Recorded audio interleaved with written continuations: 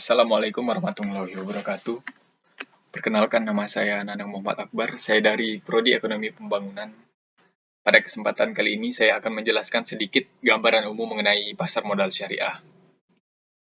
Pasar modal syariah atau yang lebih dikenal sebagai pasar modal yang dijalankannya sesuai dengan prinsip syariah atau syariat Islam.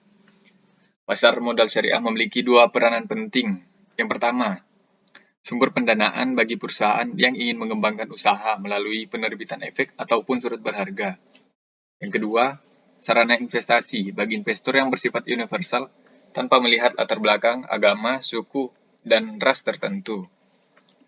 Lalu, karakteristik dalam penerapan prinsip pasar modal syariah ini telah diatur dalam peraturan Otoritas Jasa Keuangan dan Fatwa Dewan Syariat Nasional Majelis Ulama Indonesia, yaitu efek dan mekanisme perdagangan tidak bertentangan dengan prinsip syariah.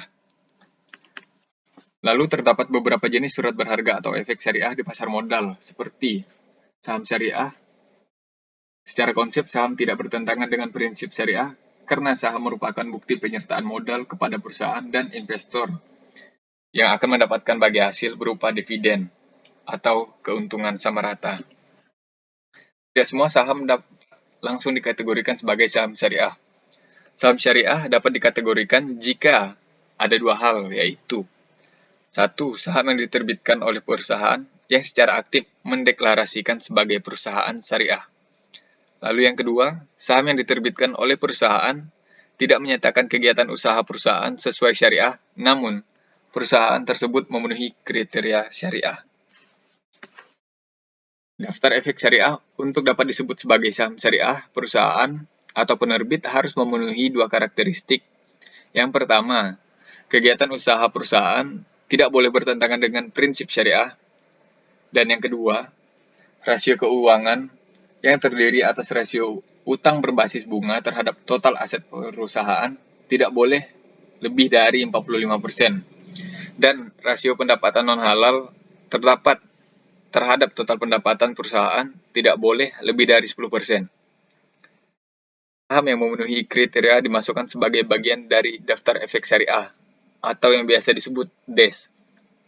Daftar efek syariah ini diterbitkan oleh Otoritas Jasa Keuangan ataupun pihak penerbit secara periodik 2 kali dalam setahun, yaitu pada bulan Mei dan akhir bulan November, yang menjadikan ini sebagai acuan investor untuk berinvestasi. Saat ini, terdapat indeks saham syariah seperti Indeks Saham Syariah Indonesia atau yang biasa disebut ISI, yaitu indeks dari seluruh saham syariah yang tercatat di Bursa Efek Jakarta Islamic Index atau JII, yaitu indeks 30 saham syariah dengan kapitalisasi pasar terbesar dan perdagangan teraktif. Lalu, suhuf. Suhuf adalah surat berharga syariah yang merupakan bukti kepemilikan atas bagian yang tidak terpisahkan atas aset tertentu yang mendasari berupa aset berwujud nilai.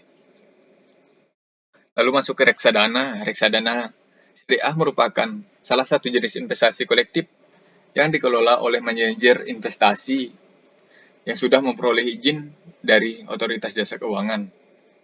Reksadana syariah mempunyai karakteristik berupa adanya pihak yang melakukan pengawasan kesyariahan, serta adanya mekanisme pembersihan harta non-halal dalam dana kelolaan investasi ini.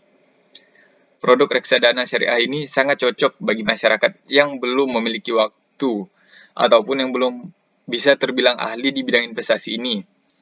Karena di reksadana kita dibantu oleh manajer investasi yang seperti saya jelaskan di atas tadi.